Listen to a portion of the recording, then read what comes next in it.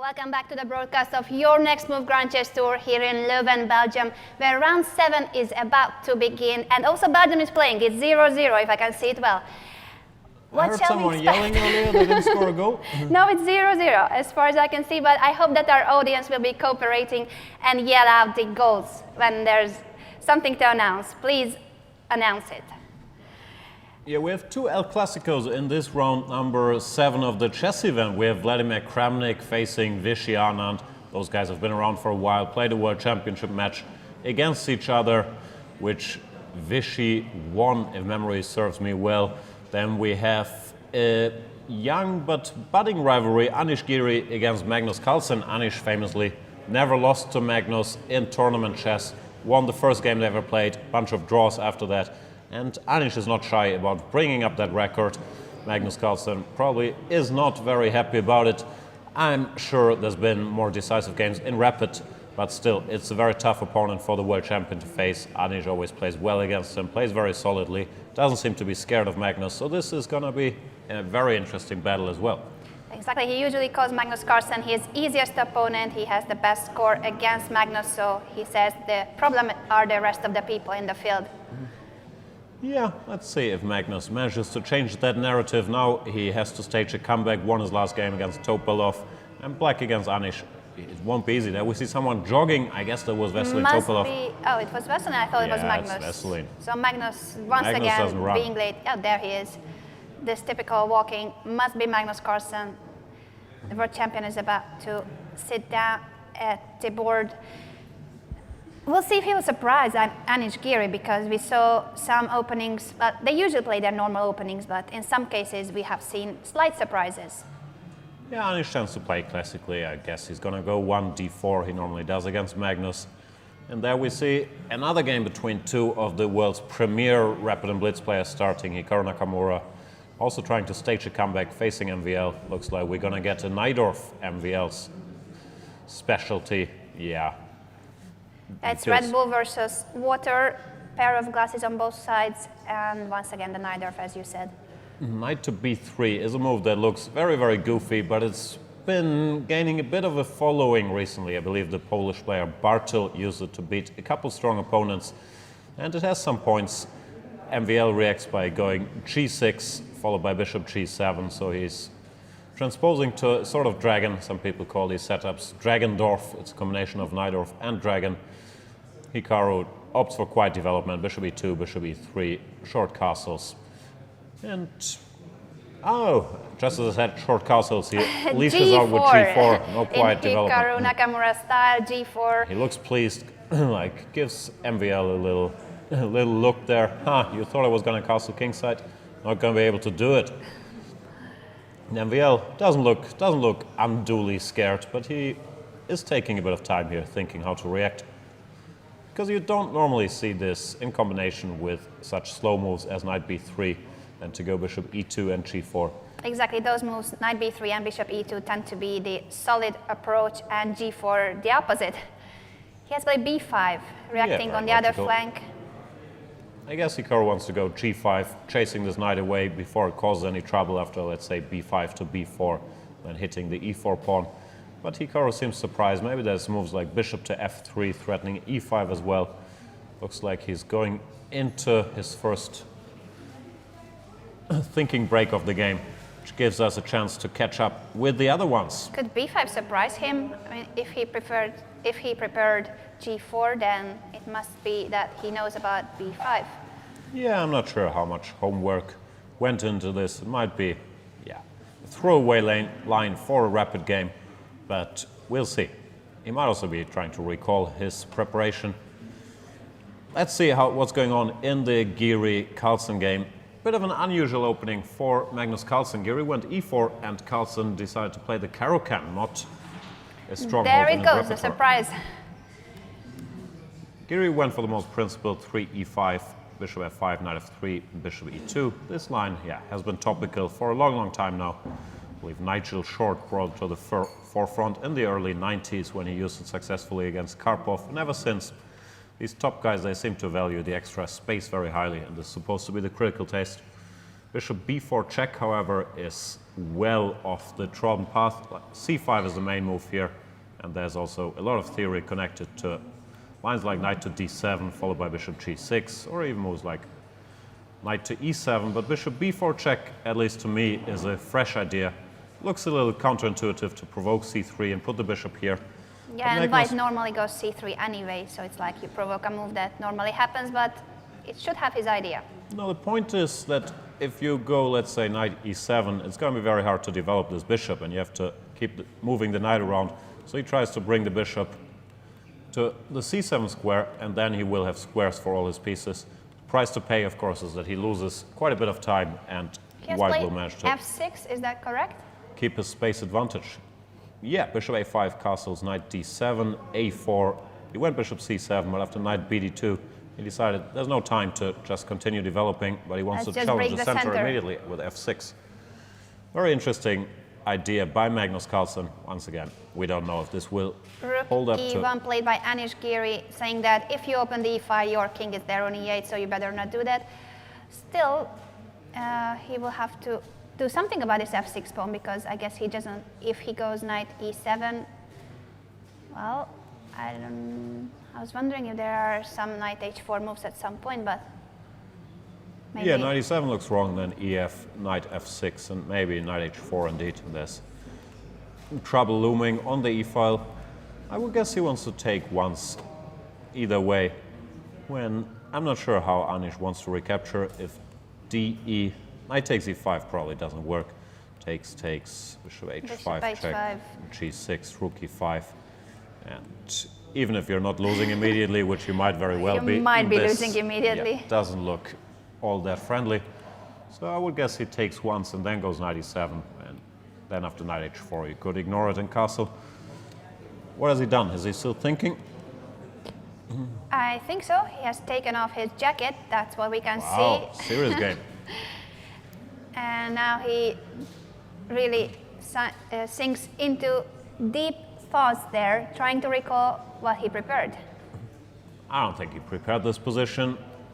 Maybe he wants to go a little crazy by playing g5. But normally Anish doesn't mind Magnus coming at him with all he's got and trying to make the game very complicated, because Anish is a great calculator. Magnus himself has mentioned that he's very hard to trick because he's so good tactically. So Anish tends to try to play solidly against him and let Magnus induce the complications. Not sure if he's gonna get what he was hoping for here. I've been thinking about this, maybe DE is more challenging in order to have knight d4 available. Could be possible well. at DE. And black still needs 2 tempi to finish development. We'll get back to it. Let's see how the tournament leader, Vishy Anand, is doing against his old rival, even though, as far as I know, those guys are on very friendly terms. Vladimir Kramnik. Something might have happened in the playing hall, and Ishgir is looking around. Maybe Bajam has scored, and he heard it. Oh, as far as I see, it's 0-0. I think Anish is always very aware of everything that happens around him. He doesn't completely get lost in the game. This line is a line we've seen plenty recently, sort of a half Catalan, where Kramnik decides not to go for a theoretical discussion in the main line, but plays b3. Doesn't want to enter your variations and the video series on the Open Catalan. Very true. We've seen c takes d5, knight takes d5, d4, played in this tournament already against Kramnik. Was it by Kramnik? I think it was by Kramnik in this one. But this time around he prefers a different line, knight c3, which, as far as I know, is not supposed to be all that dangerous, but Kramnik likes to find little ideas in all these variations to, pose some fresh problems. Knight takes, bishop d7. This is all known. Now if white goes d4, black goes bishop f6, exploiting this pin, and a lot of pieces disappear from the board. Instead, Kramnik shows us his idea, which is the little move queen to b1. Very fancy. Queen b1, is that a novelty, or it's just a move that surprises me? I don't know. I've never seen it, but doesn't mean no one's ever tried it. I guess the queen is headed towards b2, where it would still help preparing d4. When, if the bishop on c3 is defended, black can't counter it as comfortably with bishop f6. Vishy went rook c8, neutral move, waiting to see what Kramnik wants to do. Kramnik keeps preparing. D4 goes rook D1 first. And now bishop f6 is also on the board, exchanging a pair of bishops. Seems to be fine for black. Yeah, it doesn't look like much, but Kramnik, yeah, he always has a drop of poison in all these almost equal-looking variations he plays, so I don't quite trust it yet. I'm curious about this queen b1 move. I will look up in the Chess24 database if there has been any game played with this move order and then queen b1 on move 11. Do you think there will be? I don't know. I see one good game, Alexeyev versus Lamy. He played queen b1? Yeah, it seems.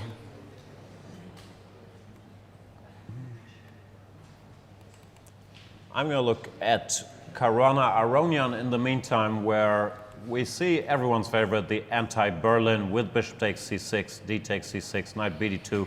And that's again. Line Caruana has been using quite a bit with quite good success. He beat Nakamura in this line. In the candidates, Aronian goes for bishop e6. There's different setups. Knight d7 followed by castles, rook e8, arguably the main line, but this bishop e6 has been around as well. When even in this tournament, I think we've had a game with knight b3, maybe by Caruana himself, bishop d6, knight a5, something along those lines. But this time he goes for queen e2, bishop to d6, knight to g5, very aggressive. In general, if white manages to exchange his bishop, he tends to be a little better because of his superior pawn structure.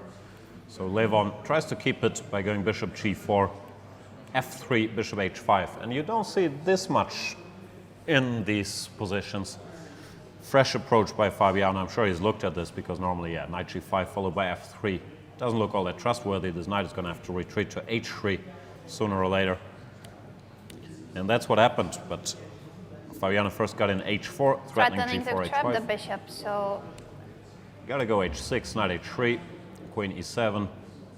I'm not sure what his logic is. Maybe, first of all, you But can't what about take on a pawn? h4 because of knight f2. exactly, that's a nice Picking trick. up the bishop. And even after, well, if he goes, yeah, the same trick works if he goes g4. After queen e7, g4 is possible and was played by Fabiano Caruana. h5, gaining space on the king side. We believe he wants to castle queen side and not king side. That would be horrible to put the king on g1.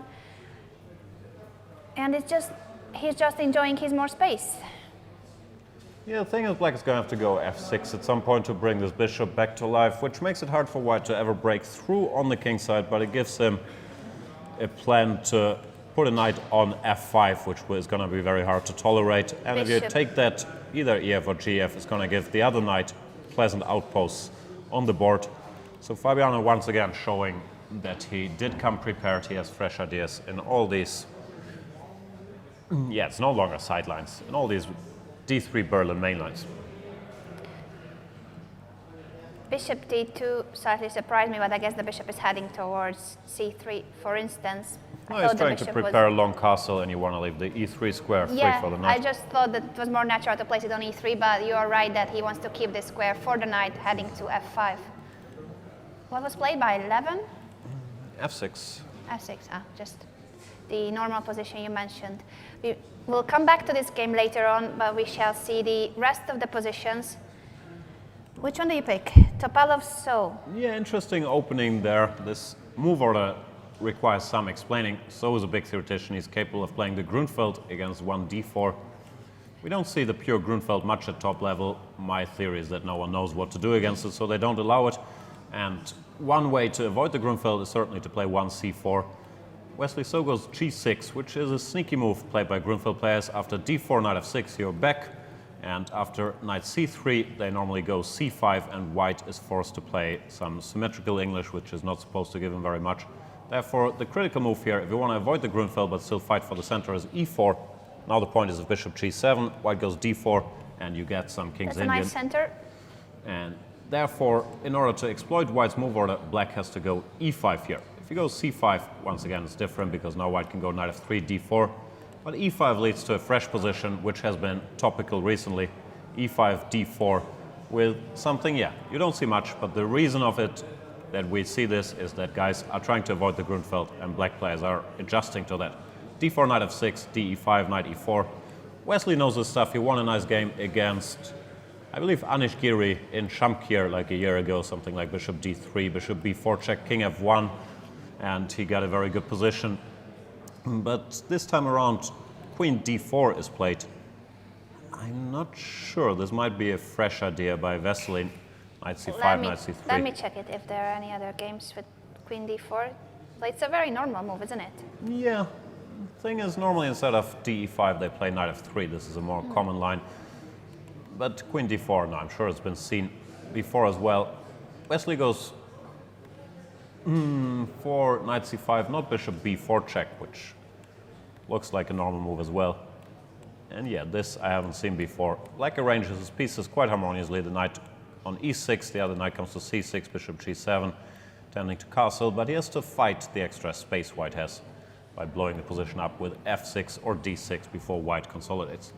Let's see if he manages. f4 is on the board.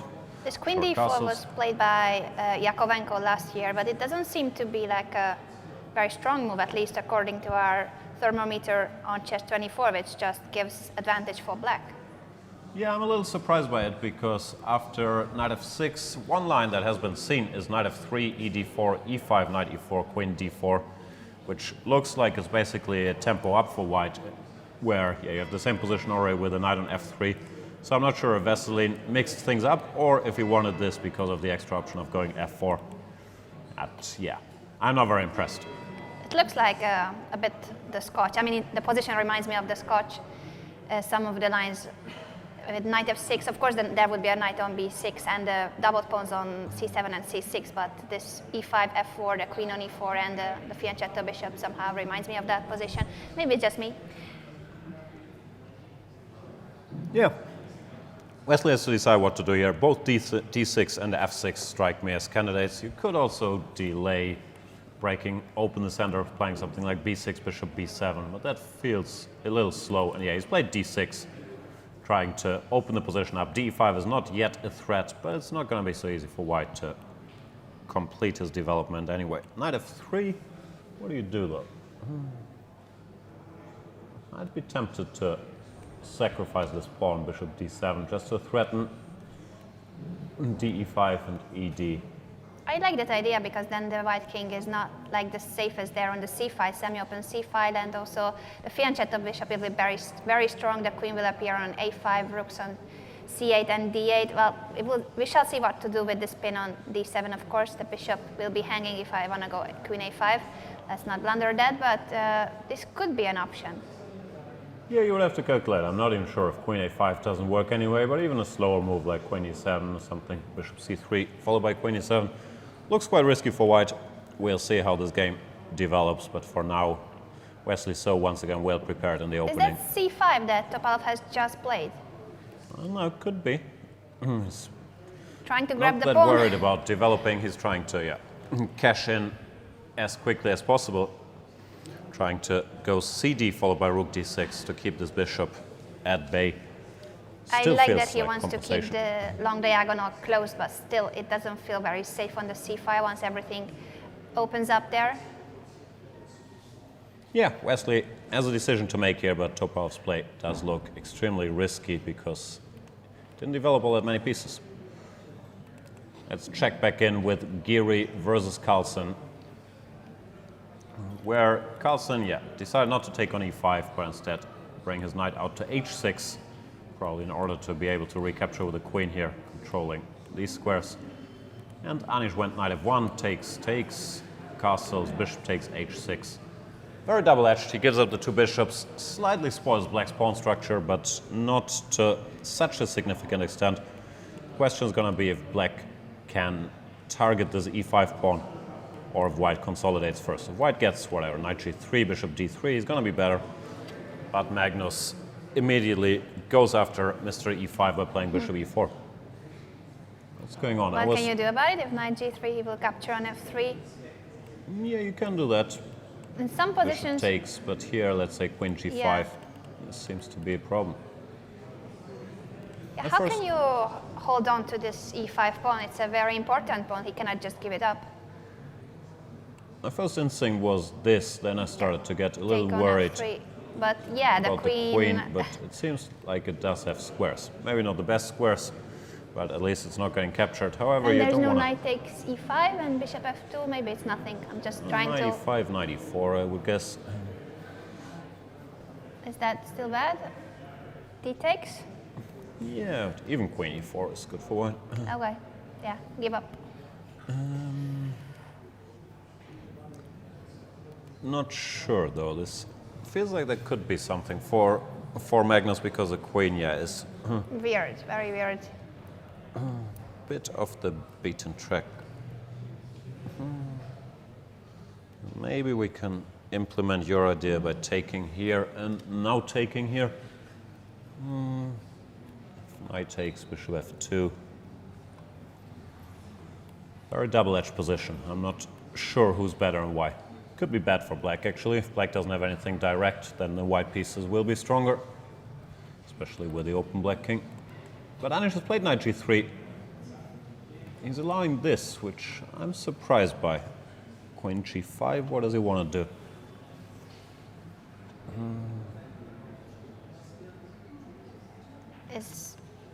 Could it be h4 that he wants to play? Maybe. As far as I can go for this, which is probably not very good, but I just wanted to point it out. Could be. It's an option. Yeah, h4. I don't know where to put the queen. Let's see here, knight h5.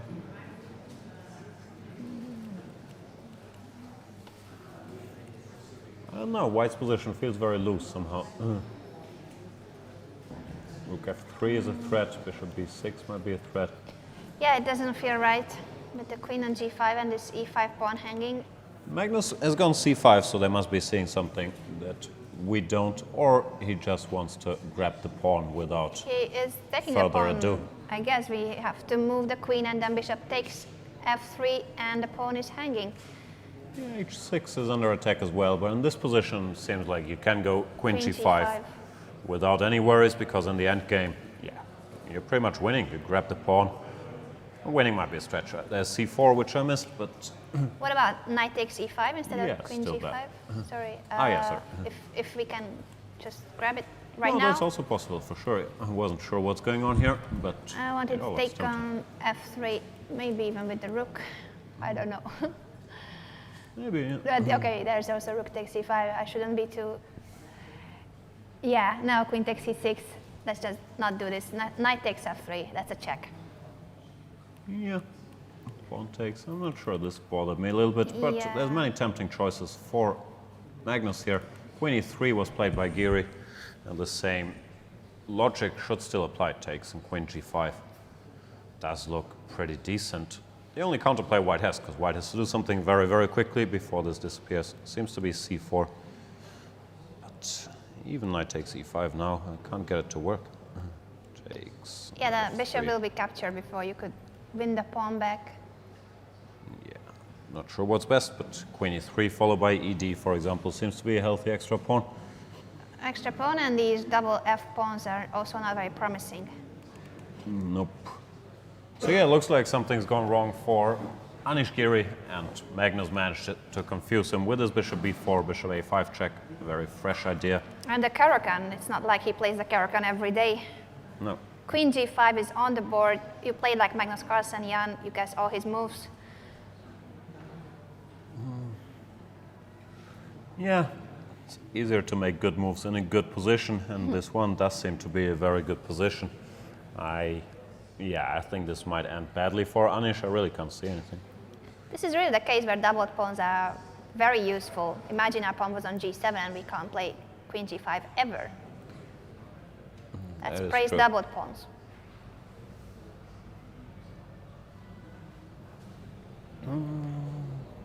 Anything else going on besides the 0-0 of Belgium-Ireland?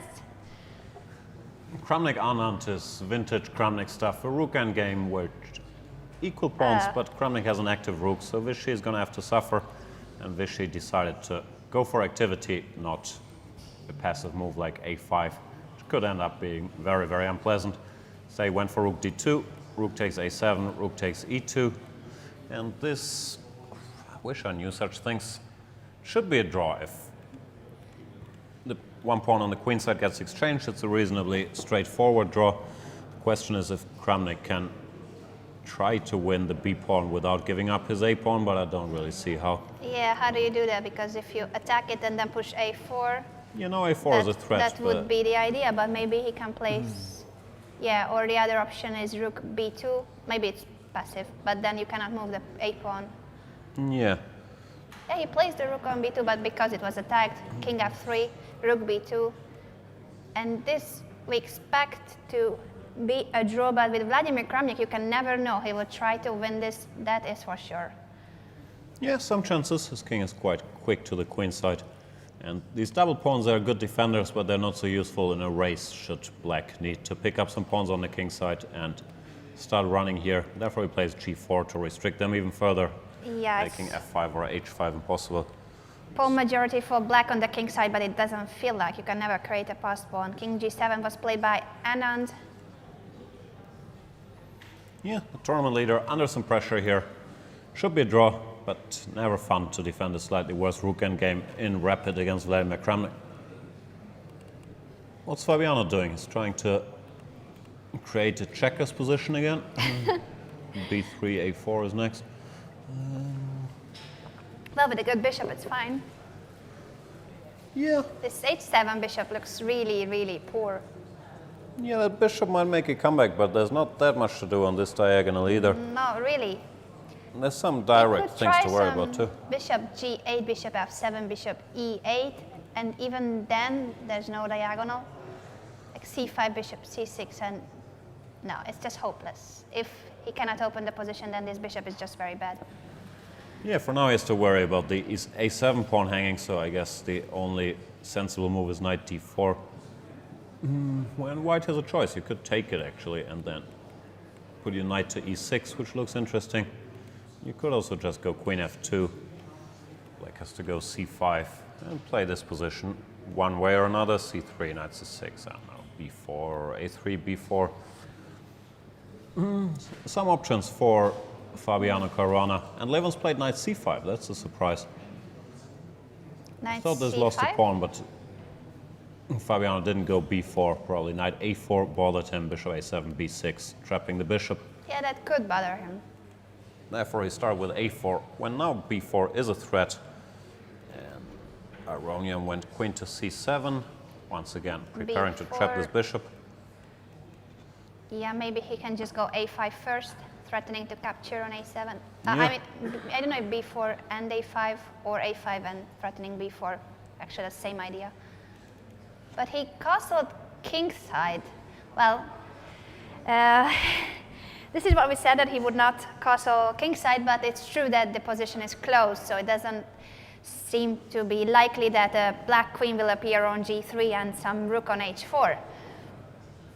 No, this is perfectly safe. Black doesn't have any pawn breaks there. It looks very unpleasant for Levon because the white queen side will start rolling, either a5, b4, whatever. Exactly. And, He will open this the queen looks side. Very bad for Levon Aronian. I think also something has happened in Nakamura Vashier because suddenly our Chess24 thermometer has gone completely white. Let's see, we haven't seen this for a while. b5, g5, knight ft7. Hikaru, yeah, he's not beating around the bush, goes for h4. Bishop d4, I like this move, trying to get rid of the dragon bishop before pushing h5. Knight c6, queen d2. And we're trying to get some counterplay on the queen side, but it looks Looks very slow. kind of slow, yeah. And also the king is on e1, so it's nice that you are pushing the a and b pawns, but the king is still on e1. And yeah, MVL decides to give up this pawn here. Queen g5 probably just doesn't work because of queen b7. But he's played knight c5, defending his bishop now, threatening queen takes g5. It's a weird position.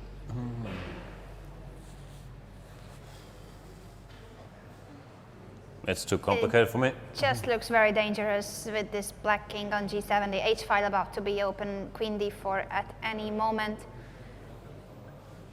Yeah, not mate immediately, of course, and you always have resources like pushing e5, closing that long diagonal. What has he played? He's played f3, if I Well, that's, think correctly. That seems to be very Giving the g5 nice pawn. if it works, but yes, what about that? Queen takes g5. Yeah, Maxime asked the same question. Have you just blundered the pawn? But the problem with grabbing these pawns is that he's opening the g and h file against his own king, so no matter that this is a pawn up, he has to be very careful. No, I think Maxime is totally fine now that he got his pawn back. The white king is in the center. I believe the white king is weaker than the black king, and there's many tempting options. You could give a check, you could think about queen e3 in some lines. I kind of like the move bishop a6, getting out of the way. And I don't know, I feel if white has to go f3, something has to have gone quite seriously wrong. And maybe, yeah, I'm not sure what Hikaru missed. His position looked tempting here, but maybe underestimated knight c5, hitting e4 and g5 with a lot of counterplay. Maybe that's what he missed, and you are right that now black has sufficient counterplay. Yeah, I think white is in trouble, actually. Is he? Yeah, I can't see a move, but it just feels like, where is this king ever going? And don't trust it. Also, this pawn on a3 is always a nuisance for endgames later on. Yeah, I was saying that it was too slow pushing b4, a4, a3, but now in this position it's very useful to have this pawn on a3, as you said. We'll see how it goes. It's very, very sharp that we see MVL calculating. I like his position. Anish, on the other hand, has a position which I do not like. He did take on g5, undoubling the h pawns, h takes g5, and bishop to g4. Hanging. Of course, Magnus will take a timeout to defend his e6 pawn, but you can't escape the fate of knight takes e5 with a clear extra pawn coming unless he has some miracle tactic somewhere, which I do not see. Are we missing something? Because it really seems like the e5 pawn will drop and that's just an extra pawn for black. I believe that is what's happening. That would mean really bad news for Anish, who needs to win in order to get back to 50%. Yeah, it's not going to happen this time around. And yeah, relatively easy game for Magnus Carlsen so far. Nice little opening idea. I'm not sure if it was good, but it was certainly surprising. And then, yeah, textbook execution of giving white a weakness and picking it up. Yeah, he seems to be back on track after yesterday's blunders. He recovered. We shall ask him later what's his secret. How does he manage to forget about those awful games and start with a fresh mind, start playing his very best?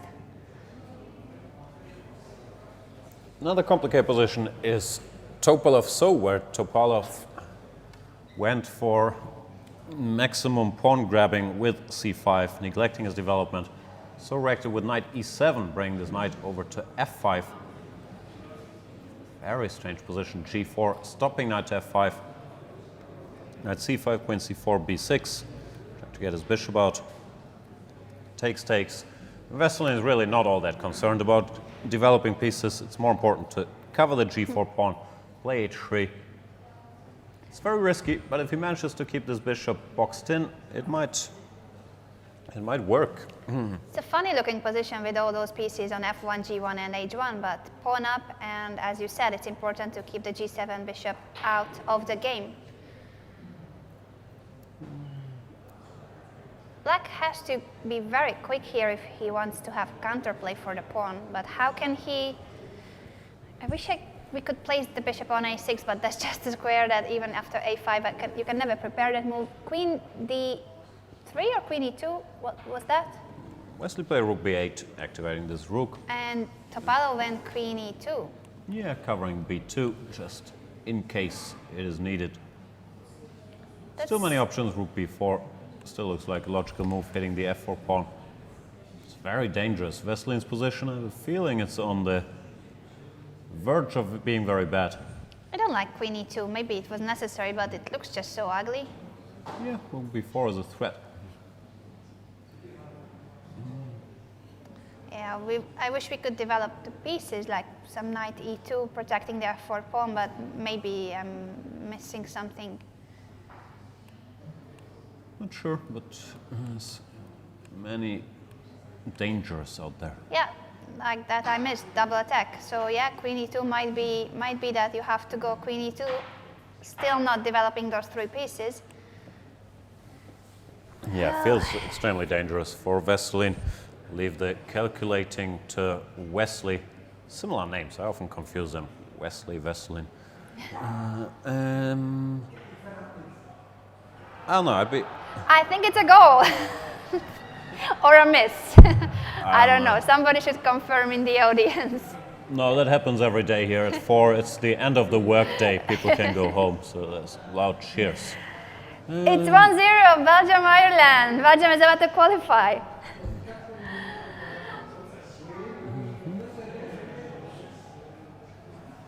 Who scored?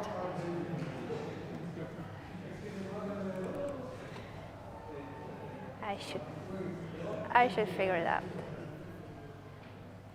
Somebody should tell us who scored. If I knew all the Belgian players, that would be nice, but Lukaku.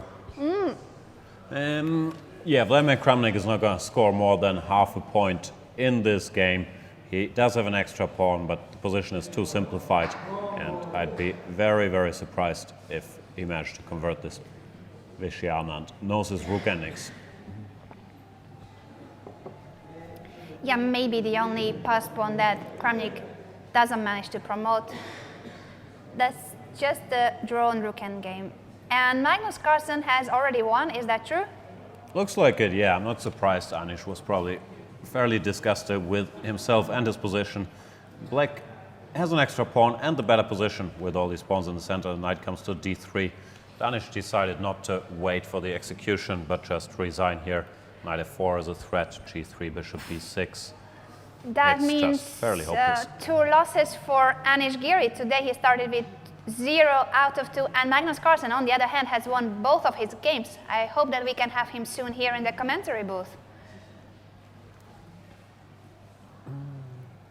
Belgium is winning, Magnus Carlsen is winning. What else can we ask for? I don't know. Depends whom you're rooting for. I believe MVL is still doing fine, but it's a strange position requiring calculations.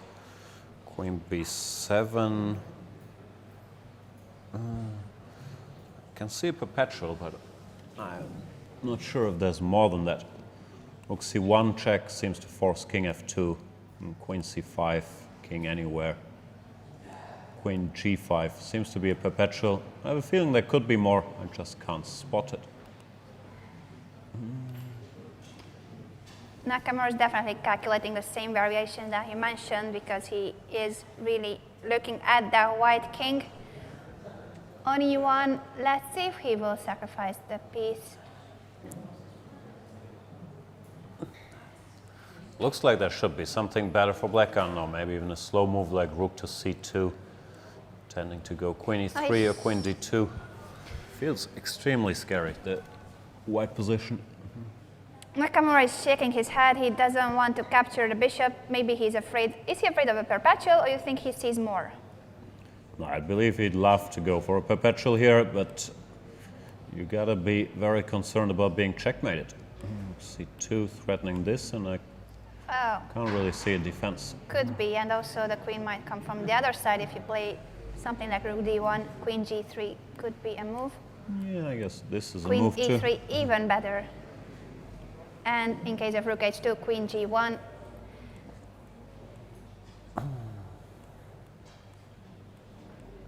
He wanted to give mate. Yeah, and Hikaru's not gone for this. He's played king f2, which is probably a better move. Still, rook c2 is an option. After queen b7, one still has to find a win, but I had the feeling this would probably end badly for white. Queen c5, king f1 looks forced. Queen. Maybe it's not so simple. I was going to say queen e3, but then rook e1, and I can't find anything crushing. You can do this, winning a rook back, but I'm not sure if that's what we want. Still better for black, so that is a bottom line if there's nothing more devastating. Let's see what MVL decides on. Of course, now after king f2, you're also within your rights to take a timeout, move this bishop somewhere. But if he can get rook c2 to work, that's the first candidate. I think Maxime would go for rook c2.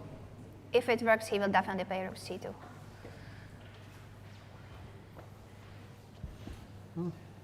It's got 14 minutes left and Nakamura only 6, so that's also not very promising for Nakamura, the time situation. Yeah, I'm trying to figure out what's going on here, but I'm not making a lot of progress. G1 could also be a candidate. Thing is, even the endgames look nice for black. Takes. With this a3 pawn, once you capture the a2 pawn, that's almost a queen there. Yeah. Tough position for Hikaru to play, and a big decision for MVL. He's taking his time. Let's check back in with Caruana Aronian, can we have a look at? Because Sure. something is going on there, or it's just the same position? Thermometer going crazy, but maybe we shouldn't rely on it. Levon should be in trouble. He's doing what he can to create counterplay, and the only source of I it is think to we play will d5. soon have a guest, and I think we have like 10 seconds. We give you 10 seconds there on chess 24 to guess who this guest will be. It's a very exciting game, especially when they show up like the next second. Welcome, world champion Magnus Carlsen. Thank you. I'll sit here. Yeah. Magnus, good start for you today. 2 wins, congratulations. What changed? Well, I didn't drop any pieces yet, so that's a nice change.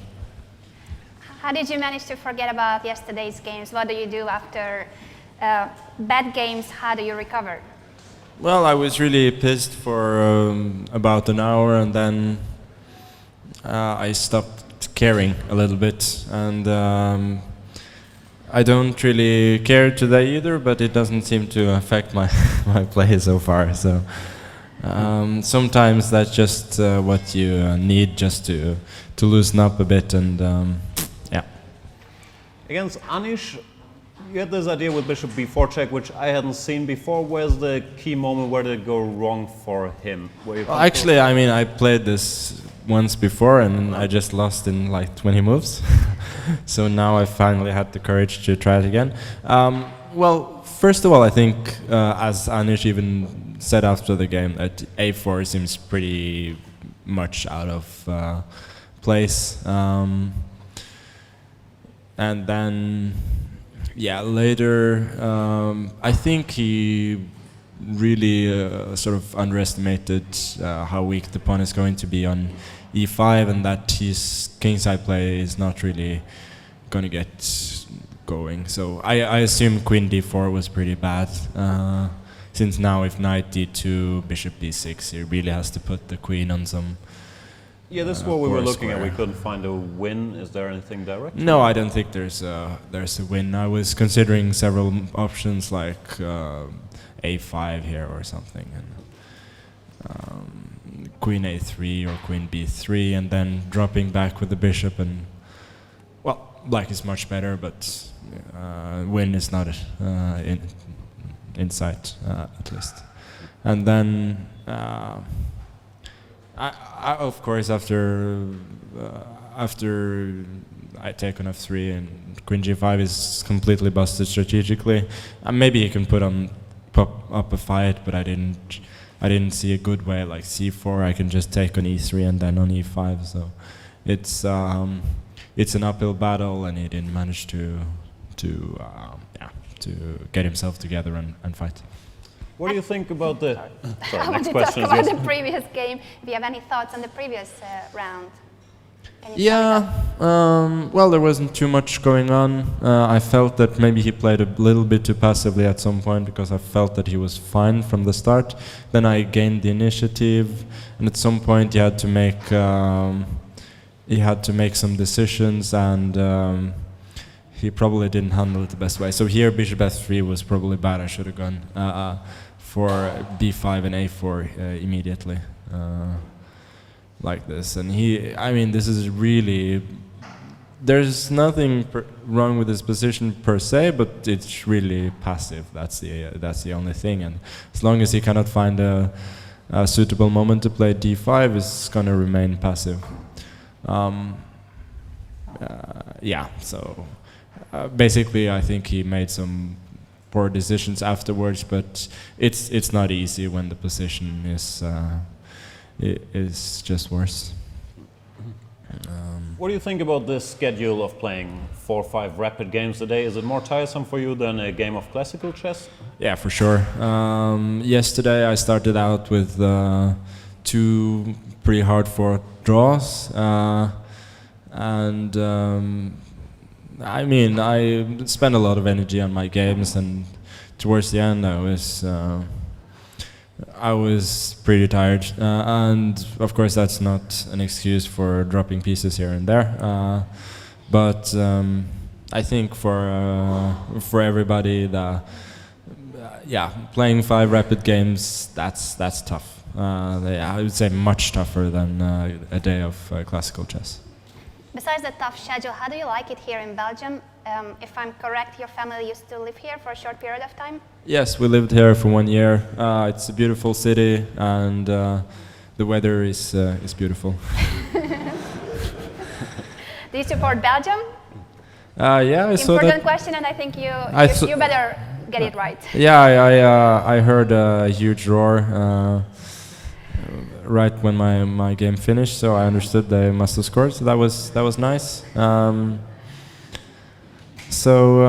Yeah.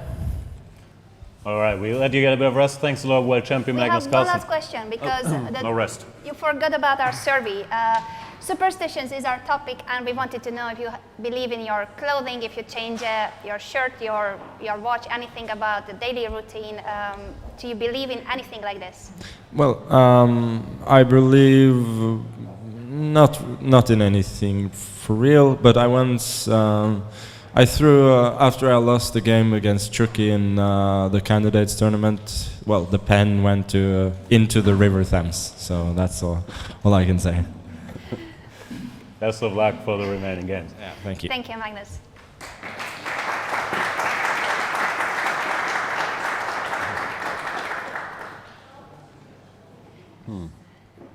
What do you think about chess players now? We have some really important answers about superstitions. Are we chess players superstitious? I think they're mainly lying, all of them. I think everybody's incredibly superstitious, but it's probably not a very rational thing to do, and therefore it doesn't really go along with a clean, smart image of chess players. Maybe it's just me. I don't think they really lie. No, I think you might be right, but let's not forget that they are the best players in the world here in Belgium. This is the strongest ever tournament in Belgium. The 10 strongest players, strongest, fastest, what else? Sharpest minds of the planet. Absolutely. And the very fast mind of Fabiano Caruana has a bit of a decision here after d takes c3 if he wants to cash in by taking on b7, which seems possible. I just switched on the computer, and the computer is a big fan of it. I'm not so sure if you want to go for this as a human, though. I'd be tempted to just recapture bishop takes c3. The problem with it is then black can stabilize for a bit, go bishop c6, keep this pawn alive. I still like white's position. You go a5, rook b6, and keep chipping away. A very interesting spot for Fabi if he wants to change the material balance. Do they score again? I hear some yelling again. Must have been some miss, because there's something going on here in Belgium. No goal yet. And Fabiano has taken Yeah, his second goal. 2-0. I'm sorry, I'm excited. Do you have any Belgian roots?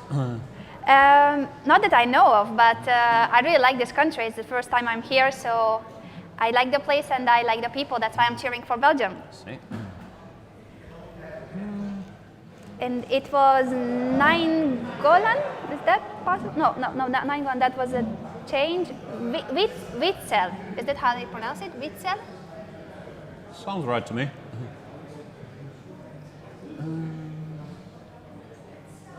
So yeah, bishop takes c3. It's very unpleasant for Levon. Even now, the queen has entry squares. His king is a little weak, but it's still a tough decision to take because I don't see any immediate breakthrough. And if the king manages to hide and black manages to activate his rooks, he would have some counterplay. But for now, Levon Aronian still has to defend very carefully because his king can be embarrassed. I'm not sure.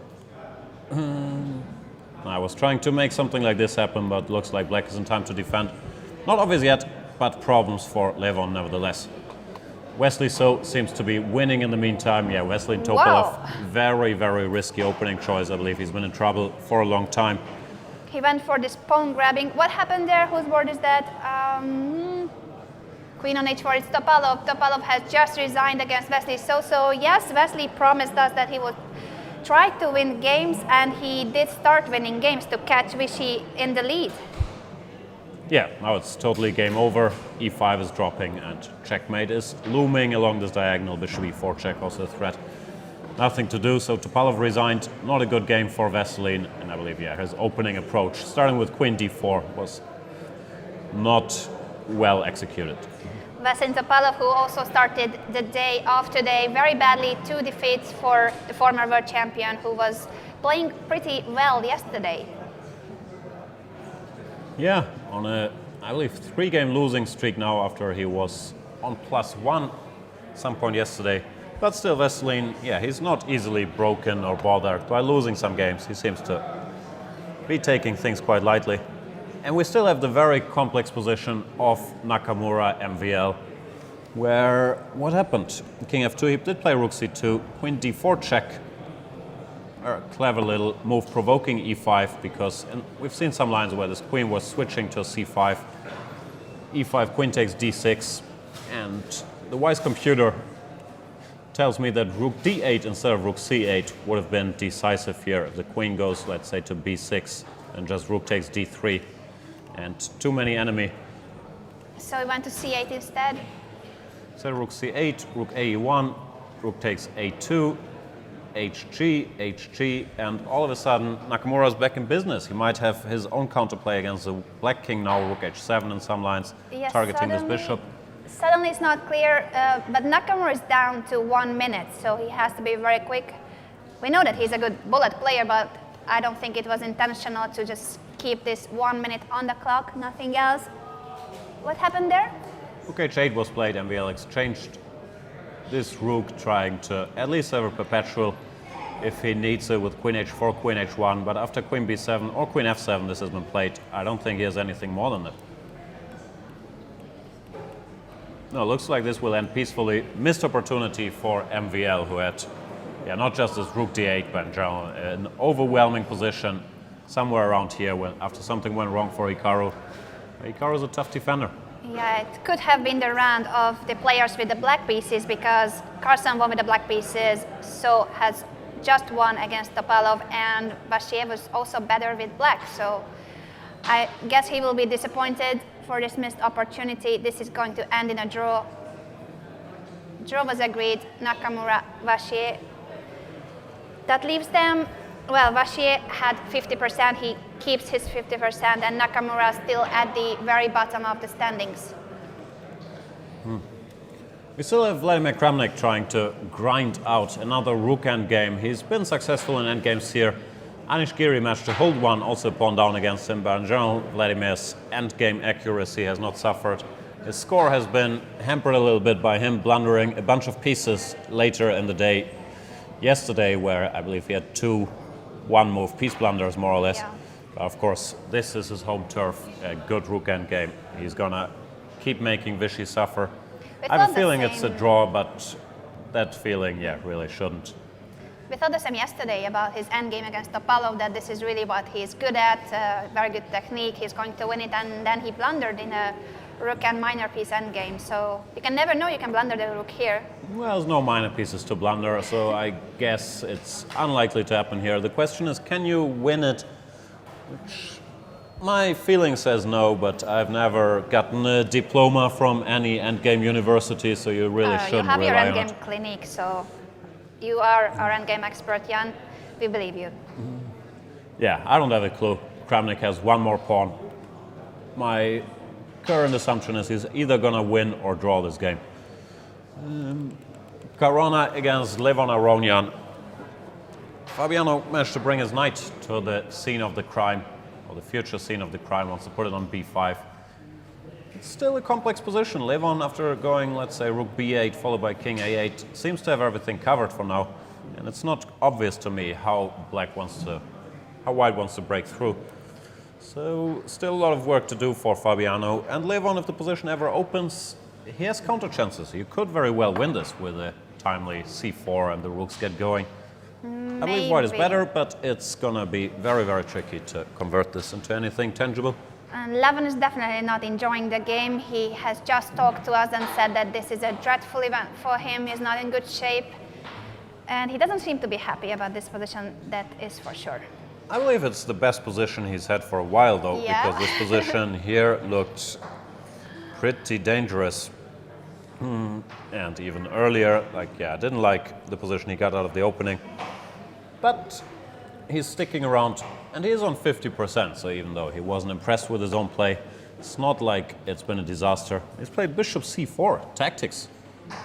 Bishop c4, wow, and if you take it, then the bishop is also hanging on d2.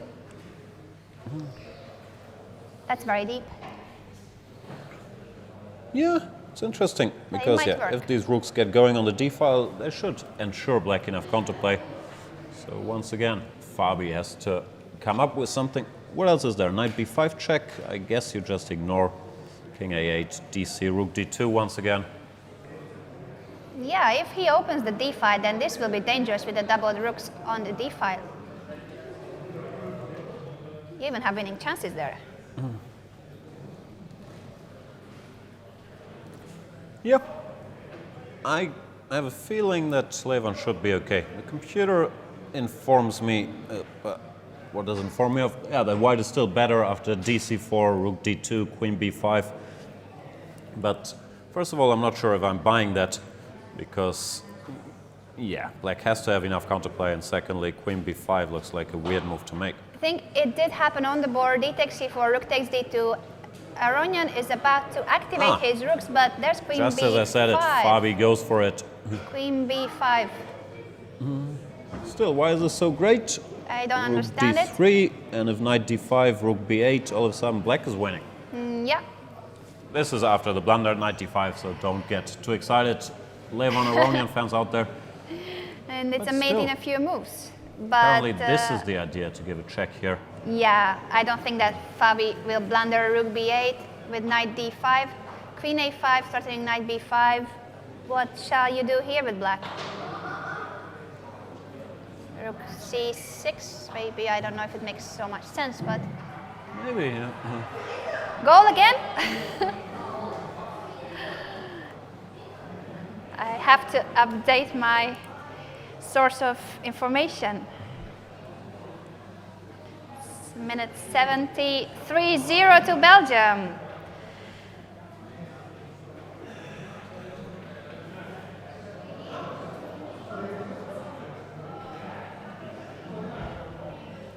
Aronian's still thinking. I believe he's going to embark on rook d3. Looks natural to try to undermine this knight. Vladimir Kramnik, did he make progress? This looks nice now. I think here nobody cares anymore because it's 3-0 to Belgium. Lukaku has just scored again. So nobody cares about Chessian. We will have to start talking about the match. I'm not sure, I'm being told that we have 2 or 3 people watching online, 4 people at peak time, so it's not just the people in Belgium who understandably have other things on their minds, I know, but it not was the whole just a audience bad is joke. Belgian. Rook b2, I believe this is potentially troublesome for Vishy Anand. This is a really nice square for the rook. It stops any counterplay against the f2 pawn, and it supports this dude. So white is ready to start going king c4, king d5, b5, b6.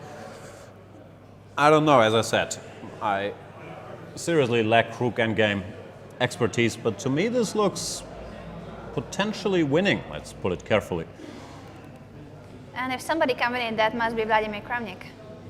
maybe everybody can win it now, but yeah, to get here, Vladimir Kramnik has performed miracles again, because this position looks very, very drawish to me. With this pawn being a target, 2 versus 1. Might have tricked Vishy. Whose move is it? It's Kramnik's move. After e4, he goes for rook a2. Also interesting. I thought he was gonna run with the king, but rook a2. Is black in some sort of Zugzwang? If this rook moves, then I guess b5 is in time. One would have to count, but it feels like... I don't like rook endgames. This is probably winning. Rook e2. I think we will soon have another guest. We will soon be joined by, well, once again, I will try to make our audience guess it.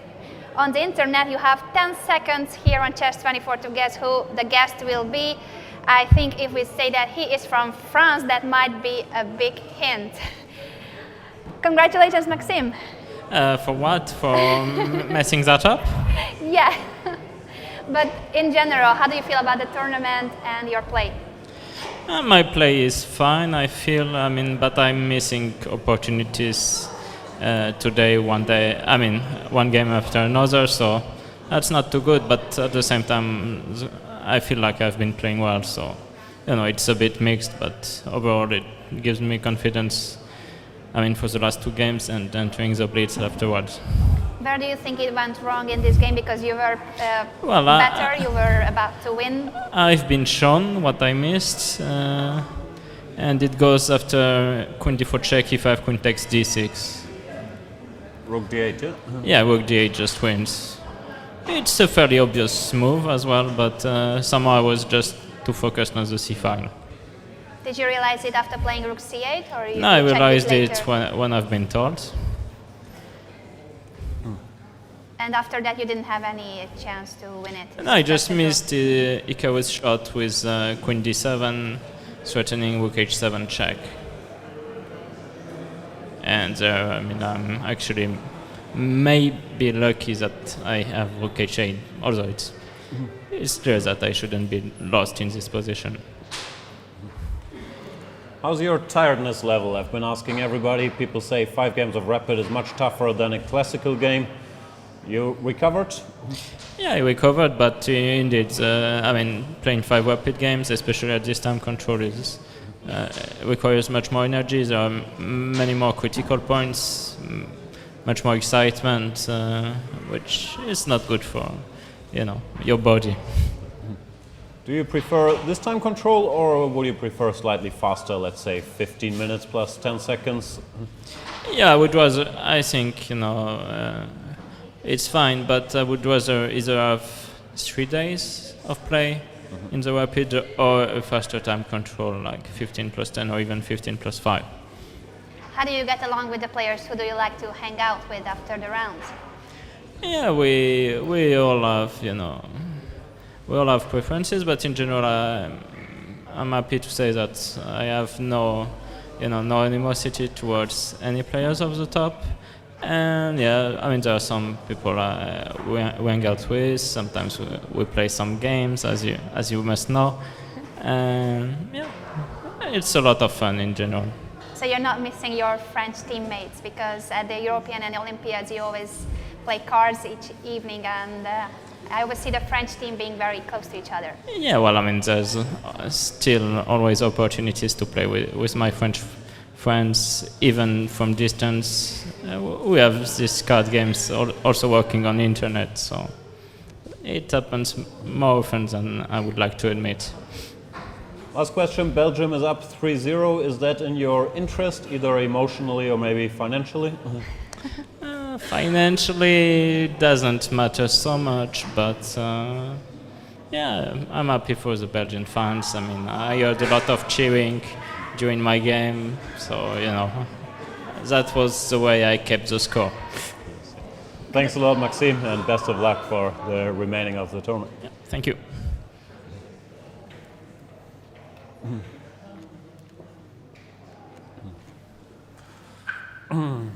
Had to check back in with Fabiano Aronian. We still have a game going on in this round. Rook and Rook it's B2 tense, check. but maybe is it going to end on a move repetition? It kind of feels like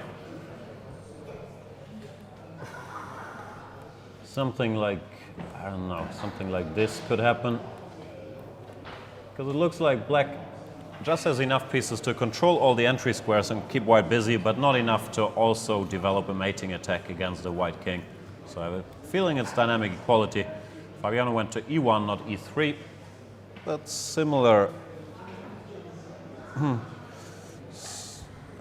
do you give perpetual?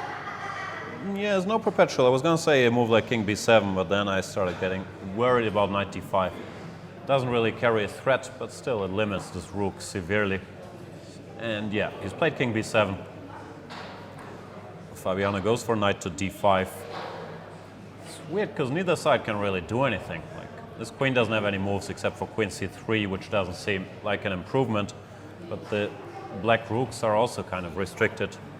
The knight can't move because c5 would drop. It's not easy for Levin Aronian. He has just played king a7. Yeah, he's making waiting moves. It's very sensible, giving his rook some more squares should he need them. Still a feeling like we're due for a move repetition, knight c3, king b7, knight d5, something along those lines, because I don't see what either side can do. See if Fabi comes up with anything. Maybe he wants to bring his king over.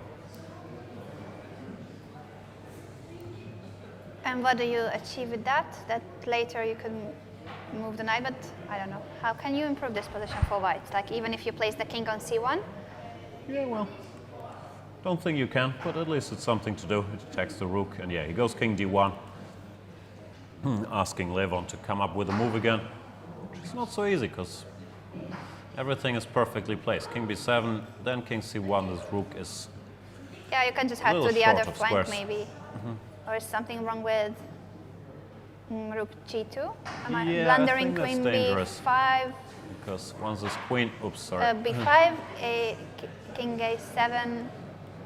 this queen gets active, like All right, it so can he cause. should keep the rook on the b file. Yeah, and he's played rook b4. That's very interesting. Wow. Well, it's pinned, but if you move the king, don't try to play illegal moves. Jan, just let's move the king away from d1 and then threaten the rook. But the pawn is hanging on maybe you can c4, take. so.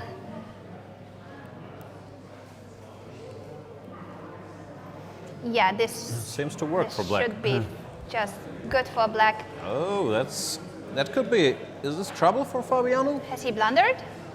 Oh no, I guess he missed rook b4. And well, he's losing this pawn and this pawn. It could end up being bad. What has he done? Nothing. Ah, he's played king e2 back, or back to the e file. Rook takes c4. I guess he's. Is he active enough here? I would start to be worried about Fabi here. Yeah. He's gotta be careful. He must have missed rook b4, as you said. He played king e2 and the pawn is not captured. Rook b1. Is there something wrong with rook takes c4? Probably. Ah, maybe it allows his knight a chance to jump around. Knight e7 and threatening knight c8 check. That could be a problem. Levon decides to go for the draw. He is repeating moves. It's the king on d1. He went back to d1, so it might be true that rook takes c4 is not best. King Oh, Fabiano wants to c2, win. He tries king c2. allowing rook takes c4 with a check, which has to be played See, unless you go passive with rook b8. But yeah, you can keep the position with rook b7, but rook yeah, I'm not takes sure. c4. Levon Aronian goes for it. Knight c3 on the board, and rook b6. Fabiano is pushing his luck a bit here. Maybe a bit too much because now the knight is pinned, the queen cannot move. How can you do anything here? There you go, king d3. And if check, King. rook d4. Somewhere e3, e2, probably e2. Oh no. I don't really Maybe you believe go that back. black can be in trouble here. No, I agree, but I think it's move repetition. Yeah, you have to go back not to allow rook b3 or rook b2. And probably there's nothing better than rook Rook c4 c4. with the move This repetition. is going to end in a draw unless Levon Aronian finds something. He plays rook cb4. Now he is the one who doesn't want to make a draw. So if knight d5 fork, then we have rook b3 or rook d4 check. It's not winning material. Knight d5 still played. Rook d4 check. Yeah, this is very, very tense. King c3 is forced because you never King want to allow... c2 was played. Oh, sorry, king c2. Same idea.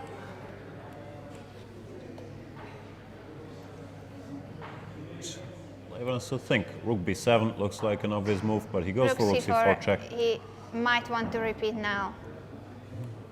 If he doesn't find anything better. They are both short on time, less than a minute. It's all about nerves. And the Kramnik game is over. Kramnik Has won. has put on another endgame clinic, converted this. Yeah, it did look winning for a while now, but something must have gone wrong for Vishy because the starting position, I'd be questioning both things I know about endgames.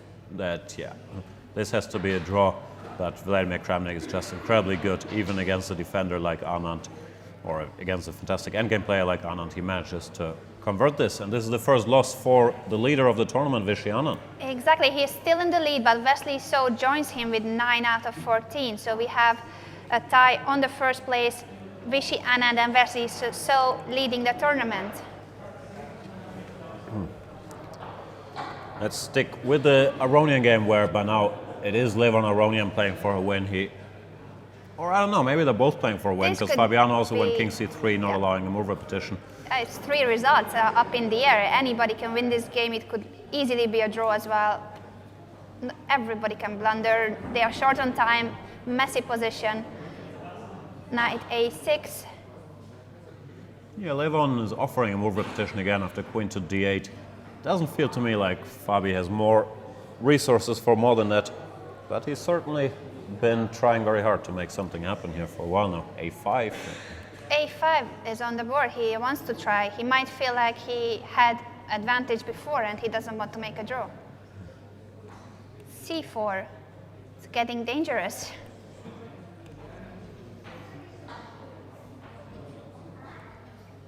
Rook b3 and then isn't he blundering knight before? No. Is it's there not. rook b3 Yeah, and rook d5? Hang on. yeah, I thought Yeah, I think he's blundered, and this is... he yeah. has blundered. Fabiano Caruana has blundered knight b4 fork after rook takes d5. He is lost now, isn't he?